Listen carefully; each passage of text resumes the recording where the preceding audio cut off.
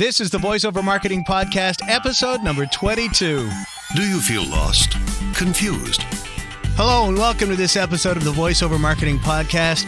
My name is John Melly, and this is the podcast dedicated to teaching in-depth and advanced marketing strategies for people in the voiceover and audio production professions.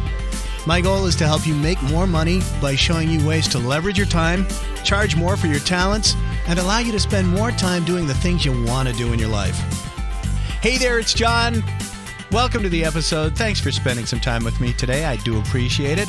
My guest today is Emmy-winning producer Rudy Gaskins. And Rudy is also the president and CEO of the Society of Voice Arts and Sciences. And he's also part of the creation team for the Voice Arts Awards. And we're going to be talking about the Voice Arts Awards during this episode. We're going to talk to Rudy in just a couple of moments.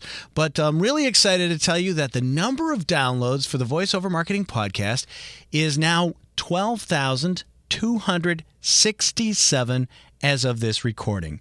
And I just have to thank you for all of the downloads and the comments and feedback and sharing it with your friends in the voiceover and audio production community. It's an awful lot of fun. And we have some new members to the VoiceOver Marketing Podcast group on Facebook. Do a quick shout out to Paul Osoria, Neil Wilson, Jason Lanier White, AJ Nunez, Chris Lanning, Catherine Carradine. Hey, Catherine, thanks for all your help with getting me on the eWabs. That was an awful lot of fun. And another shout out to Marty Daniels. Thank you so much. And Joanna C. Riley, thank you very much for your voice message. I really do appreciate it. Your kind thoughts and your words and everything that you share with me there.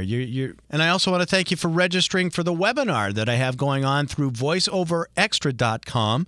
That's on Wednesday, July 9th at 9 p.m. Eastern Time in the United States. And I would encourage everybody to register for that event. What I'm going to be talking about is how to get paid in advance of doing the work, or at least getting a hefty deposit before you actually turn on the microphone. And I'm going to do some number crunching and show you why you need to increase your rates and how to go about doing it. Because a lot of folks miscalculate their income and they're not really making the money they think they're making. Like I said, the event is Wednesday, July 9th. It's through voiceoverextra.com. It's only $49. So that's less than what you'd spend on takeout. And what I'm going to share with you is many times that investment.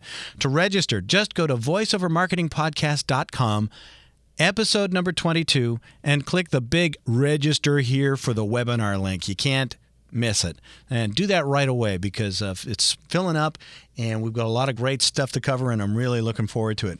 This is going to be a long episode, and I think it was Devox. Devox, if you're listening, you had asked at the eWabs hangout that I did earlier this week, you had asked about the duration of the podcast episodes, and this one is going to be a long one because we started talking to Rudy, and as soon as he got on the phone, we were off and running, and he had a lot of great things to share. I didn't even get a chance to do an intro for him. He just picked up the phone and we started going. But before I play the interview with you, I just want to tell you that in case you don't know who Rudy Gaskins is, he's the CEO and Executive Creative Director of Push Creative, which is a full-service branding agency that provides strategic marketing, graphic design, and video and film production. They also provide voiceover training and media training for on-camera presentations. Clients include Miss America 2013. He's now planning the 5th annual That's Voiceover event in Los Angeles in the UK. Other clients of his include Lexus, Fox News Channel, BET, American Express, Spike TV, ABC Television, The History Channel, MSNBC, NBC Sports, PBS, basically alphabet soup of every network letter out there. He's done it. He lives in Brooklyn, New York with his wife and business partner and voiceover talent. You probably know her, Joan Baker. And like I said before, he's involved with the creation of the Society of Voice Arts and Sciences. He's the president and CEO of that. And he's in the process of creating the Voice Arts Awards and the 5th annual production of That's Voiceover. And he also told me that for his to maintain sanity, he's currently training for his black belt in Taekwondo. One thing I forgot to mention was that he was an apprentice film editor on Francis Ford Coppola's The Cotton Club. And so he started there. And we talk about that in the interview. So rather than me babble on about the bio that he sent to me. Let's go listen to the conversation with Rudy Gaskins.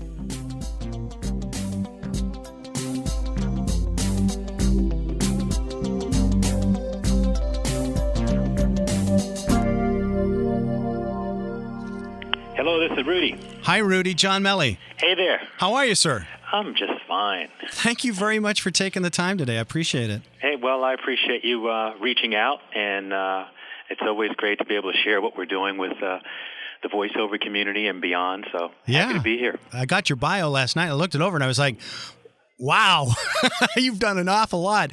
And it got me inspired to. We can talk about what you're doing over with the Voice Arts Awards, but I was wondering if you wouldn't mind just taking a little tack on thinking big, because you're doing so much stuff. I'm sure I just would love to talk a little bit about how you come up with ideas and then you start implementing and you start getting stuff done.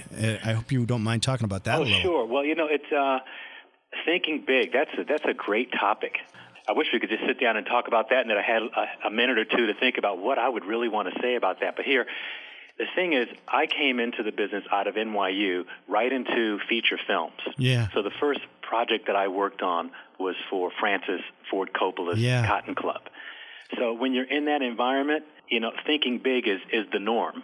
Okay. You're not even thinking of it as thinking big. You're just thinking of it as that's the norm. Getting your daily job done. But in the meantime, you're sitting next to someone like Francis Ford Coppola and listening to him wax philosophical about the edits in a film. So you start to it starts to become somewhat second nature to try to always do your best and to reach out for the people who are trying to do their best. And you see what kinds of fruit comes from that. And it becomes your diet. Right. Well, I love this. I haven't even introduced you yet. It's like we could start the show with that. But definitely we would like to talk to you about the creation of the Society of Voice Arts and Sciences and the Voice Arts Awards. You know John Florian from VoiceOver Extra? Absolutely. Yeah, John and I'm putting together a webinar for him in mid-July, and he's done some email blasts for me with this podcast, and we got some pushback on what I think is a very reasonable fee for the webinar. And he mentioned that there was some pushback on his forum about these awards, and I went and kind of looked at it, and I thought, oh, geez, folks, this is why are you thinking this way? And so the Radio Mercury Awards, you have to pay to enter those things and all that kind of stuff. And I just thought, you know what? I want to give you a forum to address that elephant in the room and talk about that. And, I don't know if you listened to the last episode, but I talked about the whole mindset of money and prosperity thinking. I was thinking, you know what? No, I did listen to that episode. Oh, okay. And I really do appreciate your point of view on that. And I thought you were spot on. Okay. I know it's a difficult conversation to put out there. Yeah. And but the voiceover community, and I put that in quotes because the voiceover community is really part of a larger marketing and entertainment community. Mm-hmm. And the idea that we've sort of, as voice actors, segmented ourselves in such a way that there's little contact with the larger industry is somewhat unfortunate. But that's fine because there's room to grow and there's room to learn. But the point I want to make is that there is going to be an educational process of folks who will be learning what's involved really and truly in developing as a voice actor and as an entrepreneur and a marketer of your skills and your services. And if you look at any major organization, they always have awards, not because it's just some sort of, as some folks think, a scam, but because it's a measure of your willingness to put yourself out there with the fastest horses. It doesn't matter if you win or not. It matters that you're on the field. It matters that you're on the track and that you're willing to say, I'm doing my best to create the best possible work. So I'm in pursuit of something that's bigger than me, that's greater than me, and that everyone can get behind and that everybody wants a piece of. So I feel like, in awards, and this isn't the very first award ever to exist within the voiceover community, but it is the first award that I guess really makes an attempt to bring everybody together into the room. So it's not just for voice actors. It's for all the professionals who create the content and the environment for voice acting to happen. So by the time the script hits, the music stand, a whole hell of a lot of work has been done already. A lot of considerations have been made already. Right. And those people, the casting directors and the copywriters and the producers and creative directors and the clients who have products, whatever they may be, that they're trying to introduce to an audience, have done a lot of thinking about this. And hundreds of thousands of dollars may have already been spent before you even see the script. And we're not talking about the money that's going to be spent to place the marketing buys for the work that gets done. So it's important that everyone get into the room, that voice actors are not segmented as a community that only talks to themselves, sort of the blind leading the blind kind of thing, but that they're talking to the folks who facilitate the work, as in casting directors and managers and talent agents, and that they're talking to the people who create the work, so they have that perspective from the other side of the microphone. I love the analogy of playing catch with a child when you first teach a child to play the simple game of catch. And you throw a ball to a 5-year-old in such a careful way that you almost place it in his hand, right? Mm-hmm. You throw it so gently because you need him to have the experience of catching. And it's in that process of throwing the ball so perfectly and so gently that you also develop your skill at throwing.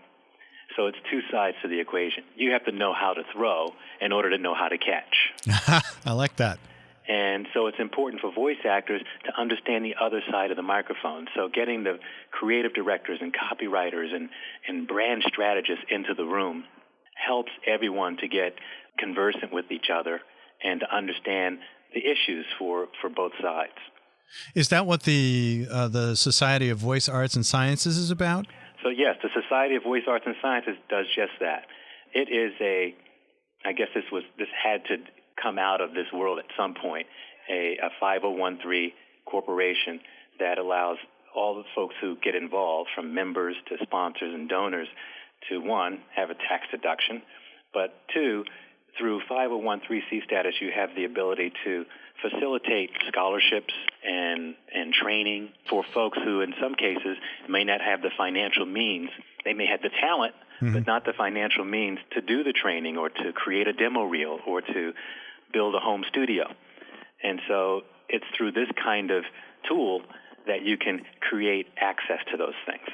But the Society of Voice Arts and Sciences encompasses the full range of professionals who go into the entertainment and marketing side of what we do as professionals in the voiceover ranks. And I speak through the prism of voice acting because I've written thousands of spots. My wife is a voice actor. Right. And so I've sort of been steeped in that experience. And the Voice Arts Awards, as does the Society of Voice Arts and Sciences, first and foremost is seen through the prism of voice acting. But that's just a vantage point. In truth, you could also look at all of the people involved from the prism of a copywriter or a creative director. But our audience and our first and best friends have been the voiceover community. So that's just the organic way that it all emerged. Interesting. I should just point out to our listeners that your wife is Joan Baker. That is correct. Yes. Effervescent. Say again? The effervescent, always joyful. There you go. Joan Baker. I have not had the pleasure of meeting her personally, but I've attended a lot of workshops with Pat Fraley. And oh, great. He's remarkable. He's terrific. I really like Pat a lot. And I know that he's done an awful lot of workshops with Joan. So I've seen that. Yes, they make quite a team. Yeah, it's like infotainment. That's true, and it should be, right. This shouldn't be all hard and grueling. Right. You know, people learn best when they enjoy the process of learning. Absolutely, I couldn't agree more.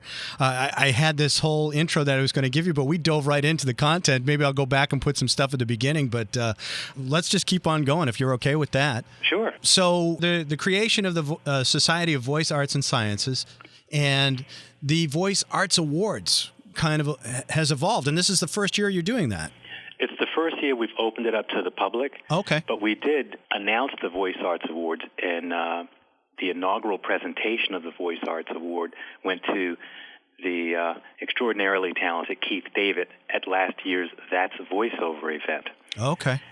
Keith David is an amazing guy who I've known him since he was at Juilliard, and before he had the extraordinary chops that he's got today. I mean, he's always had the voice, but he did training at Juilliard for one. He did training in speech and diction. He continues to train.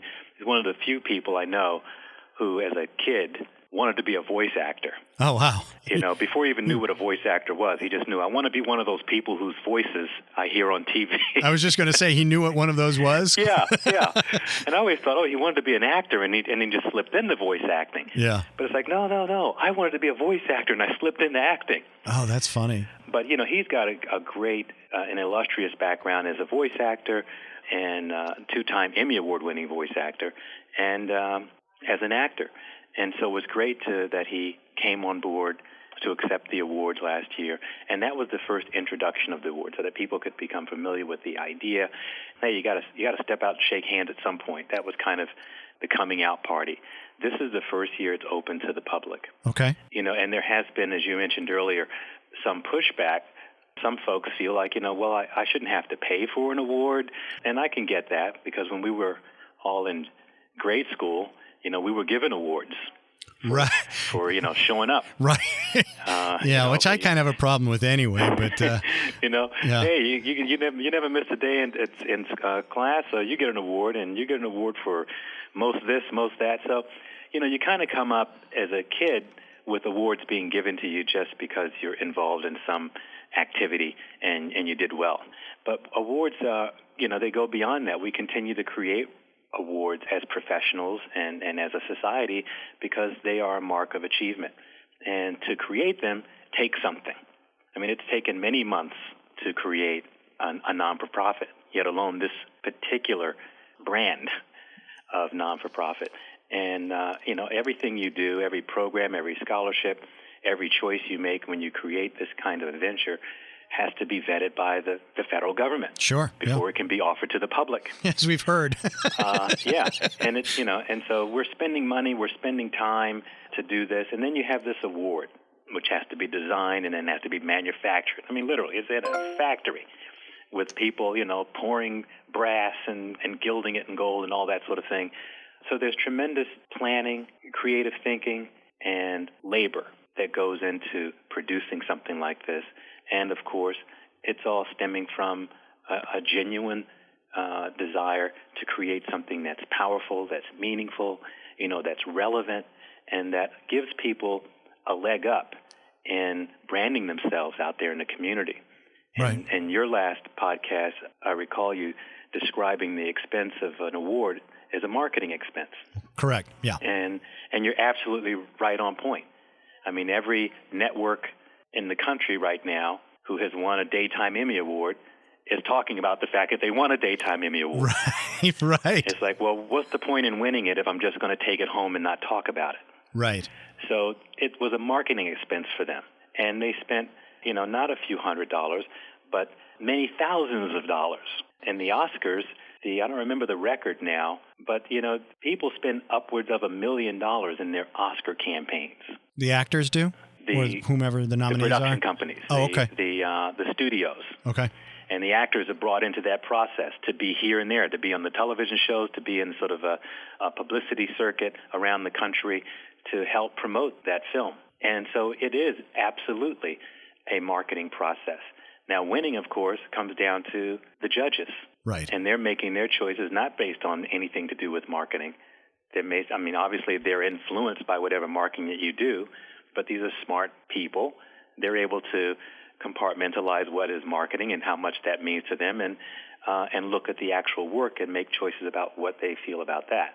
And they're as intelligent as anyone else, so if you feel like you're incapable of separating the two, then you might go on and assume someone else is. But most folks who are professionals and have been doing this for a while, they get how to evaluate quality work and make a choice about which project they believe surpasses another in a given category. As you're talking, I'm just sitting here, I'm thinking about what you're saying, and I'm saying, well, if everybody's submit or paid a submission or an entry fee for the submission to be evaluated, then really that's a level playing field because everybody's paid. So that's right. So it's not like, you can grease the skids one way or another to actually win the award. Everybody's playing from the same set of rules. That's from right. the get-go, even though there was everyone's a paying, and there's some things to think about when you talked about it being a marketing expense. There's a lot of talk in the voiceover community about branding yourself. Yeah. And a lot of it, I think, is quite off base because the idea of who the audience is never clear. Interesting. In many cases, folks are branding themselves for other voice actors. They meet up with each other and they talk about what they think of each other's logos and slogans and things like that. But other voice actors are not your audience. And there's little understanding about who that audience is, how that audience thinks, and how do you connect with that audience in a relevant and meaningful way. That's brilliant. I think that's a huge point for people to understand is that while if I could interject, sure. There are a lot of forums that the voiceover community has and social media and elsewhere where there's a lot of good advice given to each other.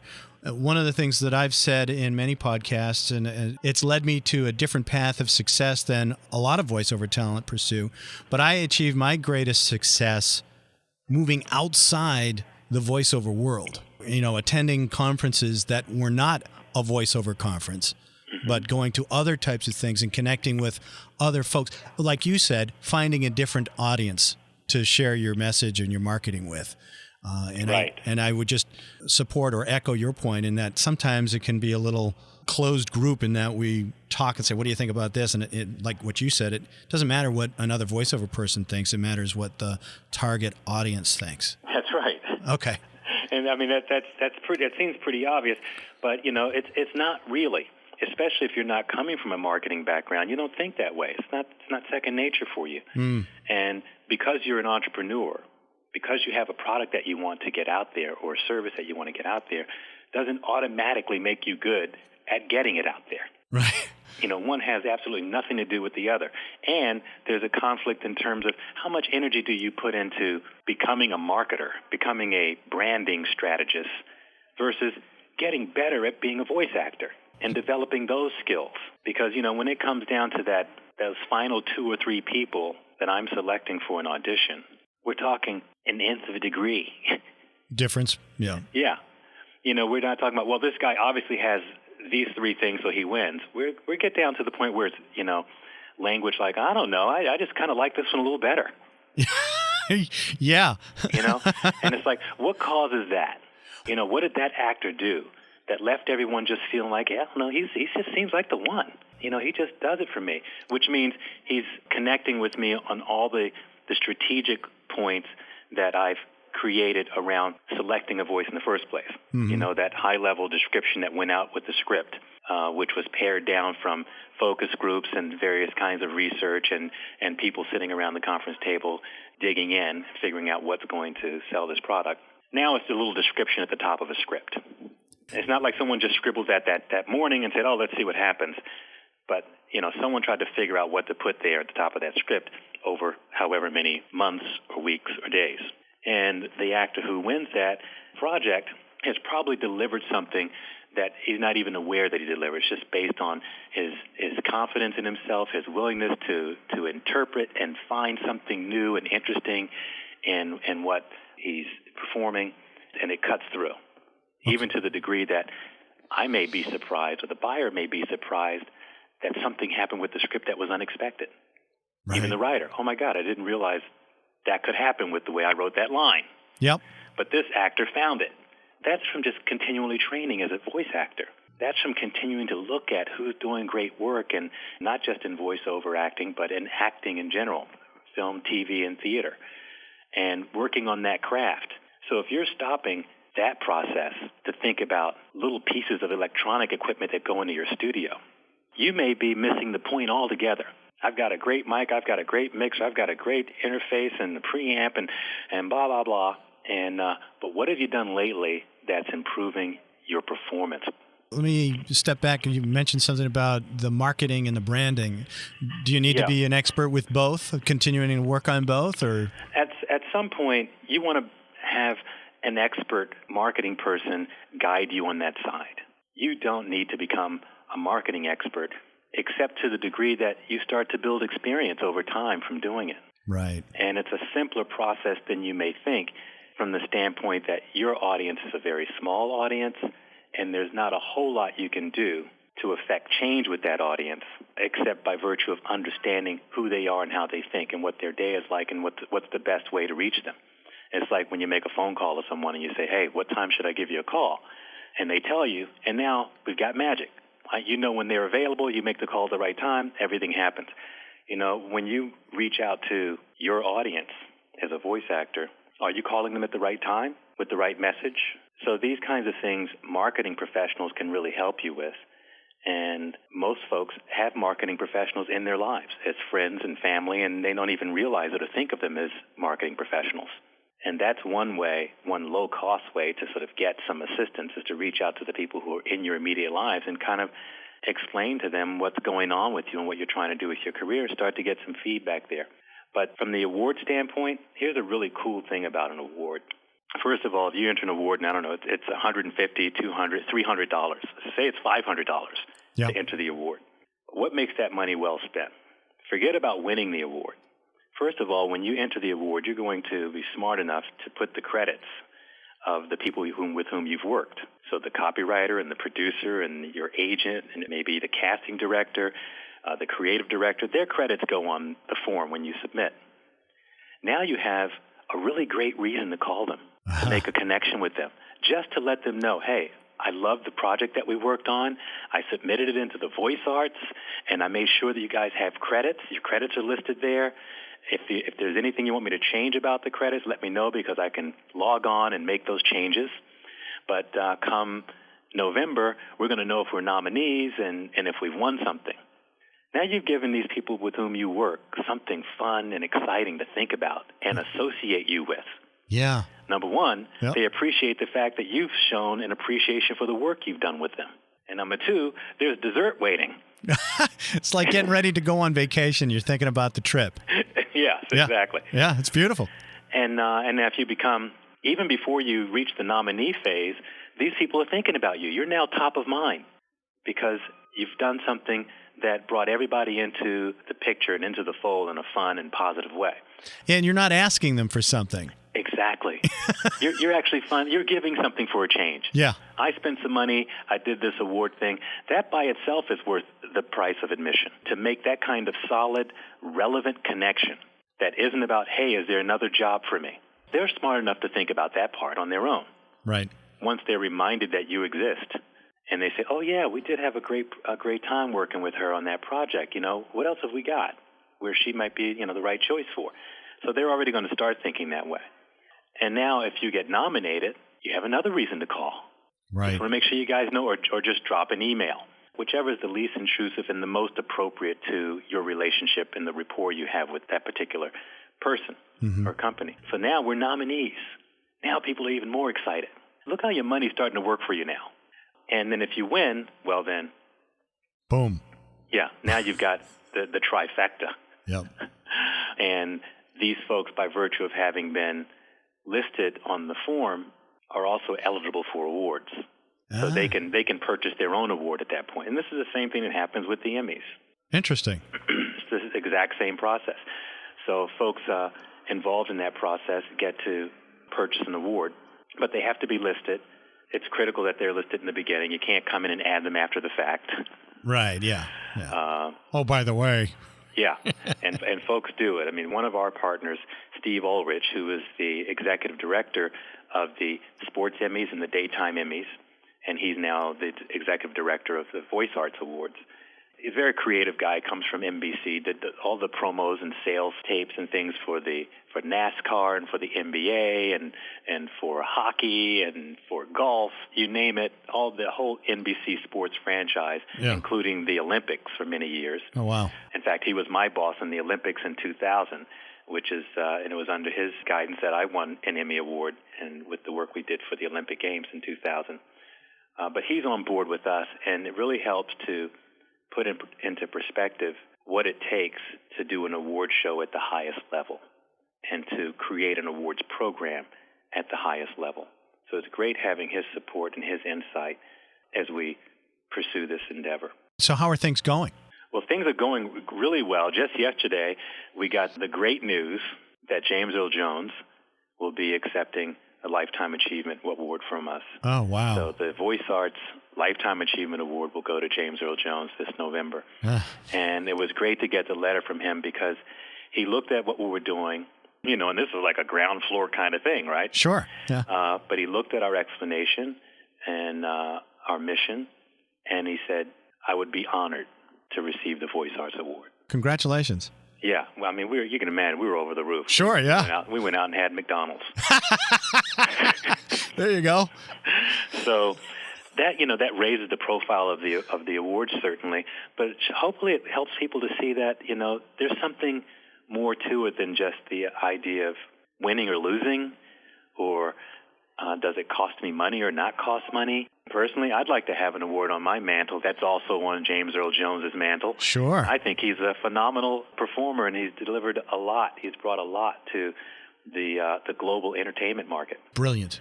Yeah. I've seen him a couple times on Broadway, and every time he opens his mouth, you just can't think of anything else or turn your head. Oh, I mean, he owns the room. Literally could read the newspaper, and you'd just be riveted. Sure. Yeah, he owns the room. Yeah. It's funny when you go. I was actually at a Pat Fraley workshop out at Buzzy's recording studio. This was a few years ago, and I heard this guy's voice. I think it's Miles Neff, who did a lot of Home Depot ads, and he does a lot of stuff for PBS. And anyway, we were talking before we went into the recording studio, and we were just chatting and all that kind of stuff. And then he walked into the booth, and he started throwing some lines out to the engineer. And just to hear it in the context of coming through a speaker, I said, oh, he's that guy. And there's just something about hearing the voice out of context and then in a context that you're used to hearing, that you go, oh yeah, that makes sense. So that's a lot of fun. Yeah. So this guy has had some serious chops. Oh yeah, he's really, really talented and a super nice guy too. So that reminds me of a very interesting point, I think, because here's someone who's a non-celebrity.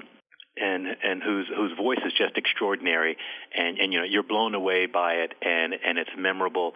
And then you go to someone like James Earl Jones, and you ask the question, is he hired because he's a celebrity, or is he hired because he's just extraordinary? And I bring that up because I've heard voice actors concerns about the hiring of celebrities to do different kinds of projects. And obviously sometimes you hire a celebrity because it just makes good marketing sense that there's some sort of obvious organic connection between that celebrity and the product. And no one could sell it better. And you're in business, so you do what makes good business sense. Right. Other times, and I can point to a dozen commercials where you'd be hard-pressed to know who the actor is behind it. But it's a celebrity actor, but who has not been chosen because they are a known entity. They've been chosen because they're just extraordinary at interpreting the copy. Now, there may be familiarity, so there are a lot of advertising agencies who will say, okay, I know no one's going to know this person's voice, but there is going to be a level of familiarity with the voice because it's been heard in so many different places. So they're banking on that familiarity to create a little bit more of that conversational guy next door, this could be a friend of mine kind of experience. But beyond that, it's really about talent. It's really about just being really good at what you do. And when it comes to interpreting copy and finding your unique self such that it can come through in a way that connects with people.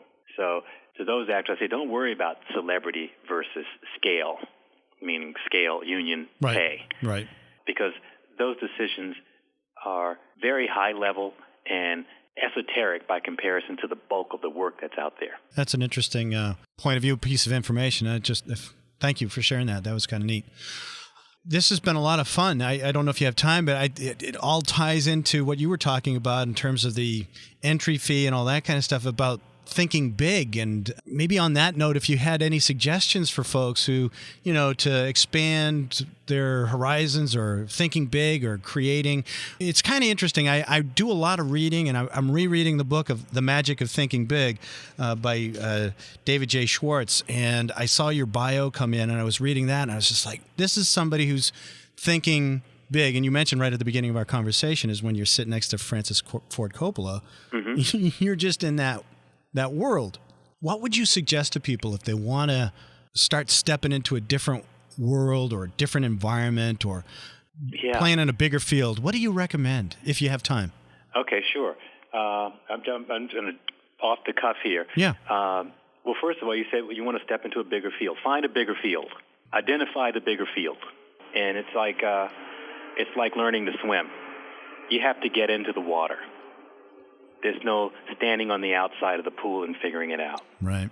At some point, you've got to get in there and see how deep it is, how it feels. And I've actually worked with children, teaching them to swim. And it's amazing how much one just has to learn to understand the concept of water, of being in it and moving around before they're comfortable with starting to, take strokes. And before you know it, they're racing each other across the pool. So find the playing field. And as big a field as you can find, there has to be a willingness to get out there and get into the game. Don't stay in the bleachers all the time, or don't stay on the sidelines trying to call the shots. Get out there and see what it feels like to be playing with other folks and to be attempting to achieve something, to get to the goal line, to score points. And get comfortable with being uncomfortable. Because if you're not uncomfortable, there's something that's not happening in terms of moving forward, in terms of moving into a new space. You're not going to be innovating something and at the same time knowing exactly what it is. Right. Yeah. Okay. I think we've all been there on different levels at different times, but yeah, go ahead. Yeah. Yeah. And I would say the things in my life that I deem to have turned out successfully have all the way through felt like a mistake. Okay. How many times I've just woke up in the middle of the night saying, what am I doing? Yeah. And have to talk myself into staying the course. Now, there are also cases where I feel extraordinarily confident about certain things, even though I know they may be over the top or they may smack of, something revolutionary, too much change at the time for the audience. And it takes work to undo that kind of thinking and to sort of, march in the other direction. And as we get older, if you look at research, older folks, naturally have a lot more resistance to change than younger folks. And they come along eventually, or they kind of drop out, the older folks. If you've ever tried to teach your grandmother how to use Facebook, you know what I mean. So get used to dealing with an uncomfortable situation as more of a norm than not. And be okay with the fact that things don't work perfectly. Be okay with the idea that things are constantly evolving and that it's okay to change. And as things drop in your way, as you run into hurdles or barriers, that's the intersection where innovation takes place. How do you get around that barrier? So it's not, if things didn't go the way you planned it. The way innovation works is that you go around the things that don't go as planned. That's where the magic takes place. So on some level, you want those barriers. You want those restrictions. That's where the creativity is sort of forced to take place. Yeah, it gets your brain going. Yeah. And the creative and that's juices. Exciting. Okay, it's not going the way I thought it was going to go, but it's going. I'm going to keep it going. I know the result that I'm looking for, and even that may need to change to some extent as you embark on your plan or your mission. The goal may change as well, and that's okay. Was there an obstacle that you can think of that happened while you were creating the Society of Voice Arts and Sciences, and how you went around it, or that you could share? I want to be respectful of your time. Sure. Well, the biggest obstacle in creating something of this size and caliber is cash flow. It takes a lot of money, to design and produce, manufacture a mold, and then to manufacture all of these replicas of the award. And we run a business. I run a business here, an advertising agency, and the time that it takes for me to focus on this endeavor versus the time I need to devote to projects that I'm doing with my clients. It's quite a challenge. So how do I get around that? One, I wake up early and I go to bed late. Okay. So there's nothing I can do except put in the hours. And then I work with people and let them know exactly what my circumstances are so that I can get deals in terms of the cost of product and services and loans where necessary or deferments. I just let people know here's the real deal and try to work with people who believe in what I'm doing. Not just, I like you, Rudy, and I'll take a chance, but no. Rudy, this thing is great. You've got a tiger by the tail. I want to be a part of it. I don't care where it goes. I want to be a part of what that is.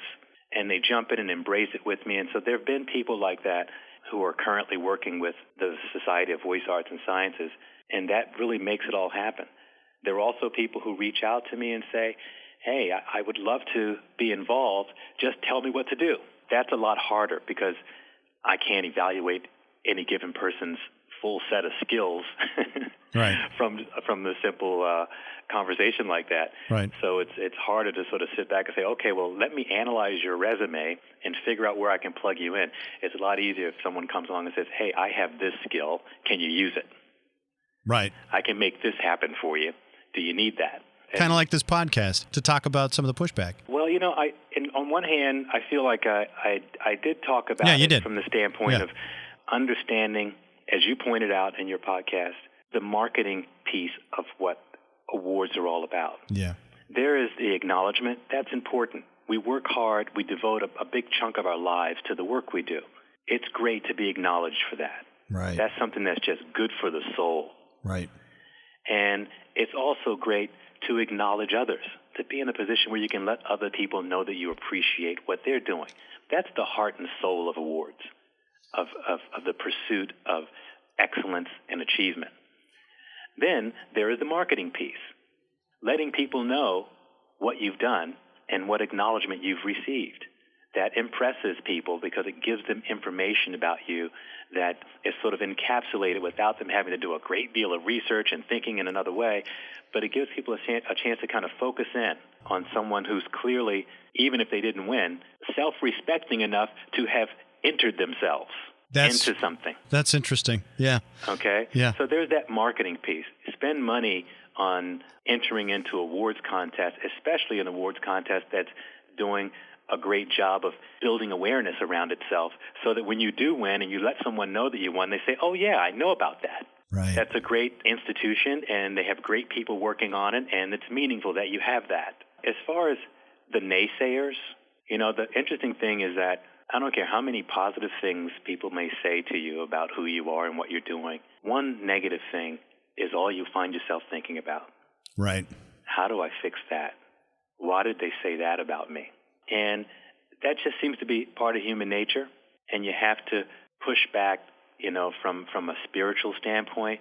You have to not let yourself go there and focus on the positive energy that's coming in. So what I would say to the folks who, for whatever reason, don't agree with the existence of an award or feel that if awards are going to exist, they should be free. So they're just not understanding necessarily that there is a business model afoot. There's a business model at hand that has to be negotiated and understood.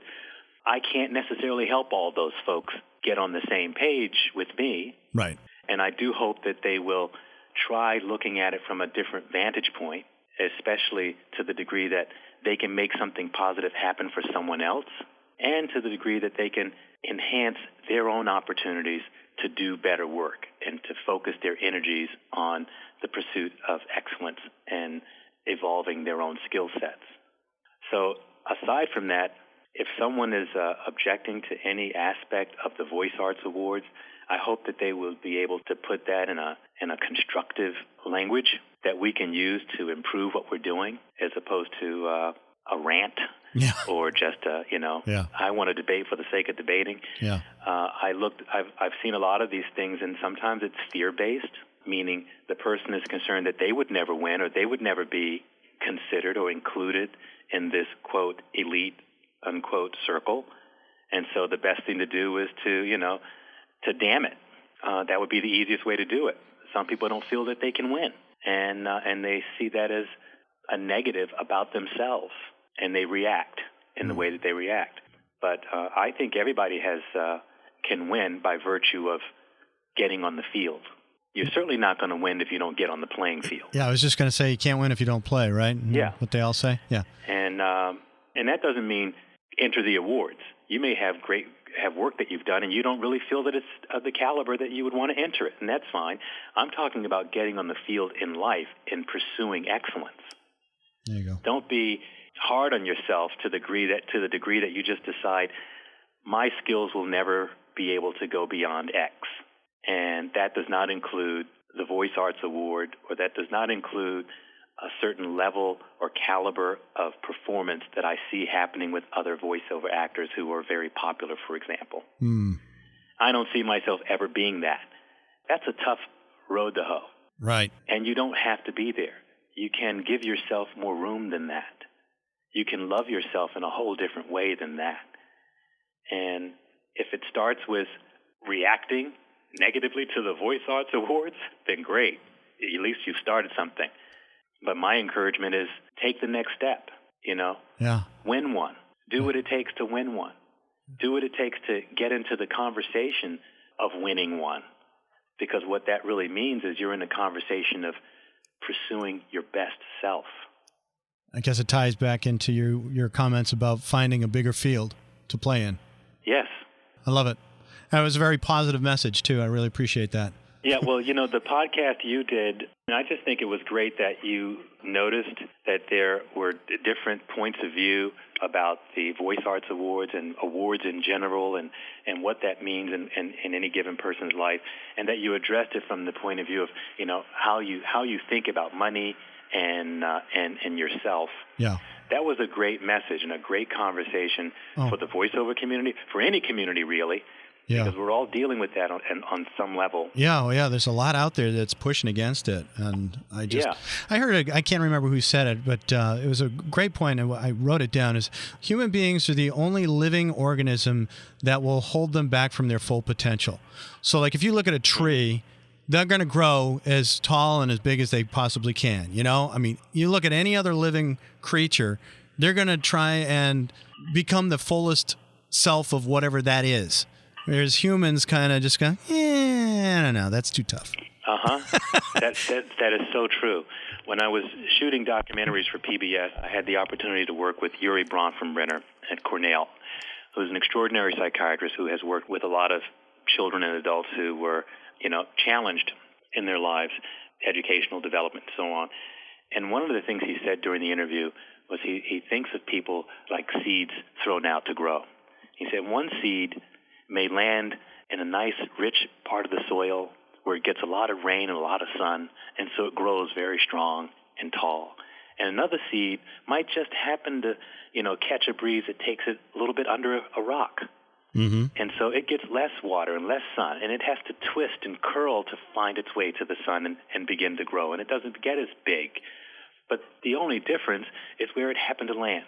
Mm-hmm. It still, as you're alluding to, did all it could to grow and to develop and find the sunlight.